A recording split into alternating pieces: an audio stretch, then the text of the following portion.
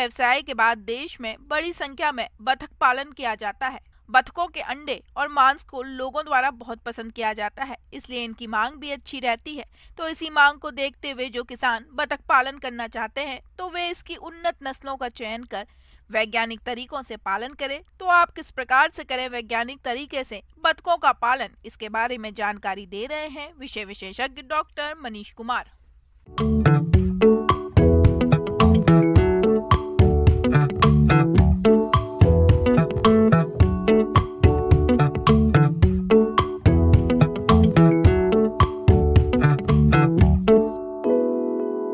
बतख जो है कि पोल्ट्री में एक तरह से कहिए कि ब्रॉयलर मुर्गी के बाद जो है कि दूसरा स्थान रखता है। पूरे देश में जितने अंडे का उत्पादन है उसमें 10% तक डक का रोल है। जो भी पोल्ट्री पॉपुलेशन है उसमें 10% तक डक का पॉपुलेशन है और 6-7% अंडा जितना हमारे यहाँ होता है वो डक का है। तो डक रियरिंग काफ़ी आसान है कंपेयर टू ब्रॉयलर फार्मिंग।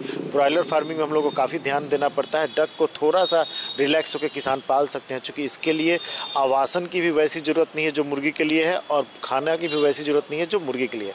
संक्षेप में बताना चाहेंगे कि डक के आवासन के लिए हम लोग तीनों व्यवस्था रख सकते हैं। हम उसको घर में भी बना कर रख सकते हैं या ऐसा भी व्यवस्था रख सकते हैं कि रात में घर में रखें और दिन में उसको बाहर चरने के लिए छोड़ें, या पूरा दिन भर उसको हम लोग चरने के लिए और रात में भी खुले में रख सकते हैं। हमारे यहाँ डक की दो प्रजाति, एक तरह से कहें कि हम लोग दो उद्देश्य से डक पालते हैं।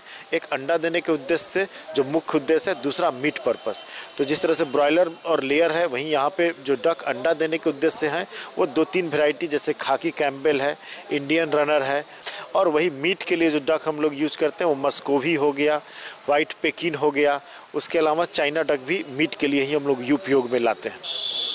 इसको अगर हम लोग खाना खिलाते हैं तो लगभग 2.3 किलो खाना खा के ये डक हमारा 1 किलो का होता है। जो अंडा देने वाला डक है, अगर बढ़िया वैरायटी का है तो मुर्गियों से भी ज़्यादा, लगभग 300 अंडा 1 साल में देता है।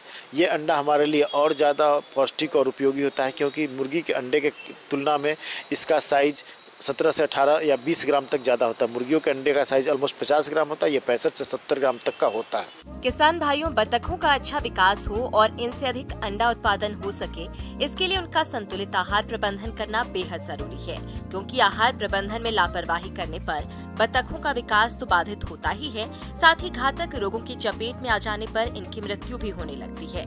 ऐसी परेशानी से बचने के लिए आप इनका आहार प्रबंधन कैसे करें, आइए जानते हैं। खाने की जहाँ तक बात करें तो डक को हम लोग कंप्लीट अगर हम पूरा घर बना के रखते हैं तो हम लोग वयस्क डक को 120 ग्राम तक हम उसको प्रतिदिन खाना की आवश्यकता होती है, जिसका आहार मुर्गी के आहार से मिलता जुलता होता है। अगर अंडा देने वाला डक है तो उसके लिए हम लोग 16% प्रोटीन युक्त आहार देते हैं। अगर मीट के लिए डक यूज़ करते हैं तो 20% प्रोटीन युक्त आहार देते हैं। अगर हम डक को चरने के लिए देते हैं तो जो 120 है उसको हम लोग 60 ग्राम कर देंगे, जो सुबह शाम में खिलाएंगे, और दिन का आहार वो पानी के सोर्स से या अगल बगल में जो भी उसको प्राप्त होगा वो चर के प्राप्त कर लेगा। किसान भाइयों, वैसे तो बतखों को प्रतिदिन 150 ग्राम दाना देना उचित रहता है, लेकिन दाना महंगा होने के कारण आप दाने की मात्रा में आधी कटौती कर उसे घर व होटलों का बचा हुआ भोजन दे सकते हैं। साथ ही बतखों को बचे हुए फसल अवशेष भी खाने को दिया जा सकता है। तो सबसे पहले एक बात करते हैं, हम लोग उसको अगर घर बना के रखते हैं तो उसके लिए हमको एरिया चाहिए 3 स्क्वायर फीट के आसपास प्रति वयस्क डक हम लोग एरिया देंगे। अगर हम लोग घर भी रखते हैं और खाली जगह भी रखते हैं उसके दिन में चरने के लिए, तो उसमें 2 से 2.5 वर्ग फीट प्रति डक अगर देते हैं तो वो हमारा काम हो जाता है। अगर हम लोग पूरा खुला में रखते हैं तो 1000 डक के लिए मोटा मोटी 1 एकड़ एरिया की आवश्यकता है। किसान भाइयों, अक्सर बतख तालाब में अधिक रहती हैं।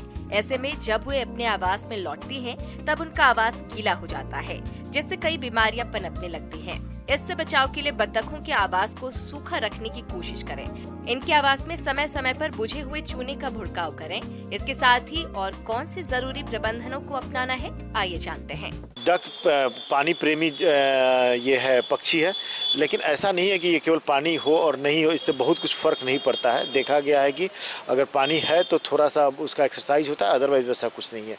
जो एक और क्लोस्ट्रीडियम बोटुलिज्म है, क्लोस्ट्रीडियम बैक्टीरिया होता है, लेकिन बैक्टीरियल बीमारी नहीं होकर उसका जो टॉक्सिन होता है उससे एक तरह से कि फूड पॉइजनिंग होता है, वो भी डक में काफ़ी सेंसिटिव है फूड पॉइजनिंग को लेके भी। तो बोटुलिज्म भी इसके लिए बहुत इम्पोर्टेंट है। इसके अलावा ये बीमारी जो एक और डक में जो है काफ़ी इम्पोर्टेंट है, वो बच्चों में होता है, जो कि रेस्पिरेटरी डिस्ट्रेस होता है। बच्चा में डक को जब हम ब्रूडिंग करते हैं और डक को ठंडा लगता है या किसी तरह से रेस्पिरेटरी डिस्ट्रेस होता है, तो उस समय भी डक का जो है कि डक कोराइजा होता है, जिसके लिए हम लोग एंटीबायोटिक और साथ में एंटीहिस्टामिनिक चला के कंट्रोल कर सकते हैं। ये हमारे किसानों के लिए बहुत ही लाभदायक है, क्योंकि अभी भी रूरल एरिया में काफ़ी पाया जाता है, जहाँ जिनके पास ज़मीन कम है लेकिन अगल बगल में तालाब है, उसमें ये पाल सकते हैं। उसके अलावा इसके लिए उतना मेंटेनेंस की ज़रूरत नहीं होती है, ये काफ़ी हार्डी होता है, ये उतना बीमार नहीं पड़ता जितना ब्रॉयलर मुर्गी पड़ती है।